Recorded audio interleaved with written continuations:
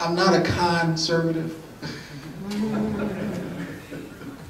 You know, I know that to some people in the Tea Party movement, I'm a Tea Party activist. It's hard to believe that the way I dress. And I'm a Tea Party activist, but I'm an African American. I'm proud of that because you know, there's some good stuff that comes with being an African American, and there's some bad stuff. Get pulled over by the police. I saw Mr. Salvi. He was up here with his shoulder holster. I can't even do that in Philly. Yeah, I gotta, like, you know, I can't do that. I get stopped. I get stopped when I'm walking in Frisk with a cane. How do you do that?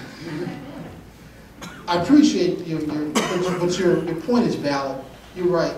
If you have a knack for local issues, like if you're in New York, you want to run for the City Council of York, Pennsylvania, you really love the inertia of York, Pennsylvania's budget process. You know, that's, you know, go there. But if you want to, you know, like I said, I'm a big thinker. And I like state and national stuff and international stuff. Not very articulate, am I? That's why I said I was glad I was able to put 2 sentences together. We got a guy in South Carolina that can't put 1. I don't know how he won that. I might move to South Carolina. Yeah, I love it down there. Any other questions? I appreciate your comments. Thank you. Any other? Dave, I know you want to challenge me on something.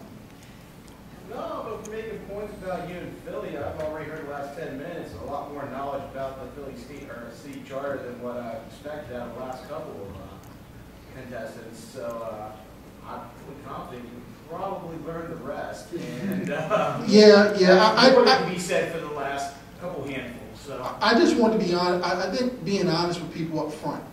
You know, when I announced on the steps of the Capitol in November of last year.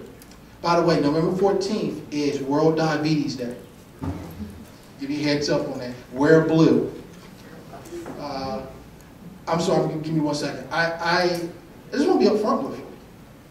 You know, when I announced my candidacy for governor, I had to do a quick study on the state constitution. Because up until that point, I hadn't read the state constitution. And one of the things they should do for soldiers as they enter into the U.S. Army, Marines, Navy, or Air Force is give them a copy of the U.S. Constitution. Let them know what we're fighting for. Because I'm going to be honest with you, up until 2009, it was up until 2009 before I read the U.S. Constitution, and I raised my right hand 3 times to protect a document that I haven't even read. That sucks. That's horrible. It should be read in every school. Yes, let's put it in every school. I agree with you, ma'am. I appreciate that. I agree with you. When we go in to serve you, because we serve you, I guess we're the only people that really recognize that the guys in the military, that we serve you. I don't know why the politicians don't get it. Yes, sir. Yes, Mr. Mansfield. One, I really appreciate what you said about that on Saturday.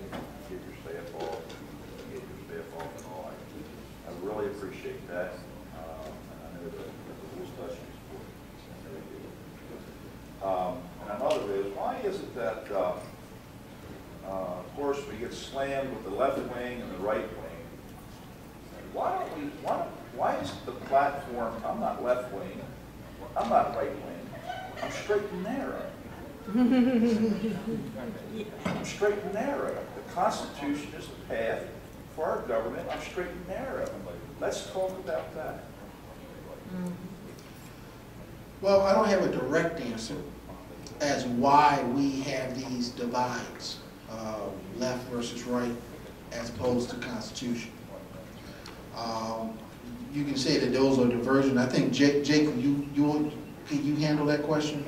I mean, I know you can handle it. I'm not that bright, so I just dress like I'm that bright. But I think people use the left-right thing to divide and to keep you chasing a gerbil. Yes.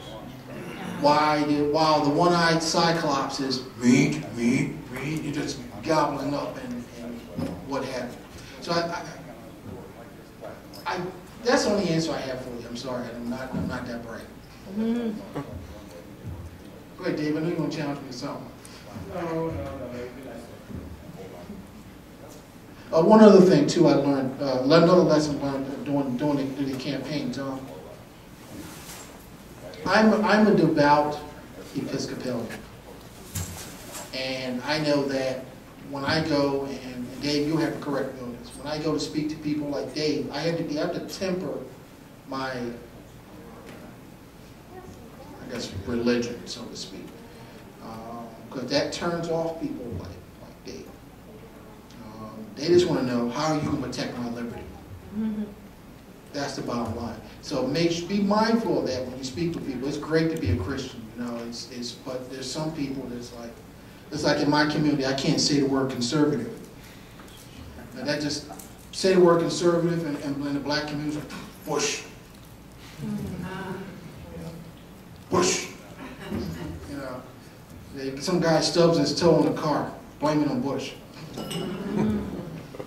You know, Bush is all Bush's fault. So the word conservative in my community, they don't even want to hear you no more. Your argument is useless. So, any Tea Party supporters here, real quick? I'm about to get off. Any Tea Party supporters?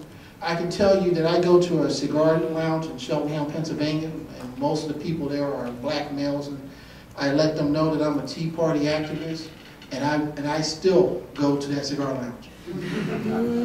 And I have very decent conversations with people who are intrigued about the Tea Party. These are mostly black males. They're very intrigued. So it's that one-on-one dialogue that you have.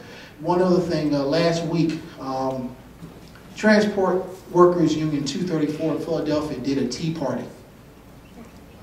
They didn't understand that, but they did a Tea Party. They threw out their incumbent, and they elected a new leadership, which will be installed next week.